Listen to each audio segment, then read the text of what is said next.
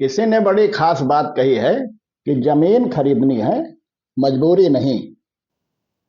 नमस्कार मित्रों, मैं हूं डॉक्टर रामजी भाई। आपके लिए एक छोटी सी कहानी लेकर आया हूं। कहानी आपको अच्छी लगे तो लाइक, शेयर एवं सब्सक्राइब करें तथा घंटी अवश्य दबाएं। आइए कहानी का आनंद लेते हैं।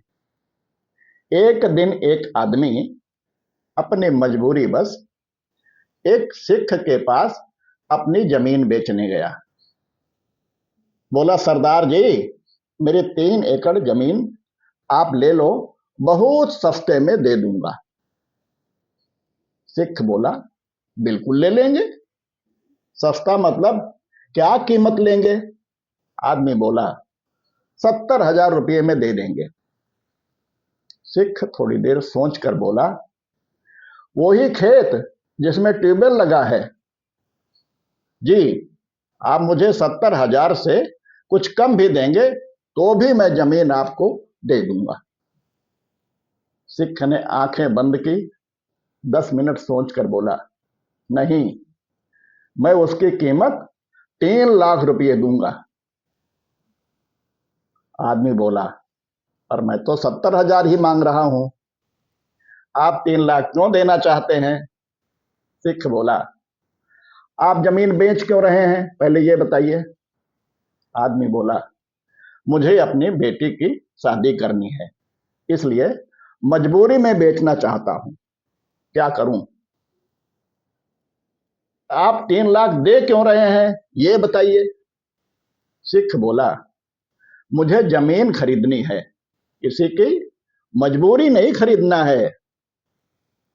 अगर आपकी जमीन की कीमत मुझे मालूम है तो मुझे आपके मजबूरी का फायदा नहीं उठाना चाहिए।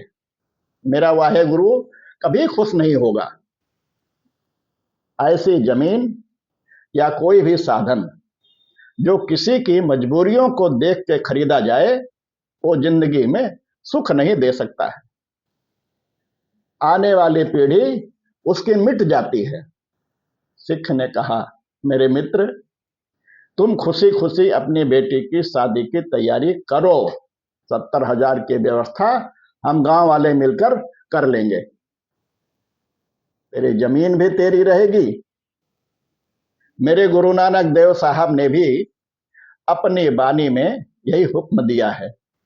गरीब हाथ जोड़कर आंसू भरी आंखों से आशीर्वाद देता हुआ चला गया। ऐसा जीवन हम भी बना सकते हैं, बस किसी की मजबूरी ना खरीदें। किसी के दर्द मजबूरी को समझकर सहयोग करना ही सच्चा तीर्थ है। अगली बार फिर ऐसी ही किसी नई कहानी के साथ आपसे भेंट होगी।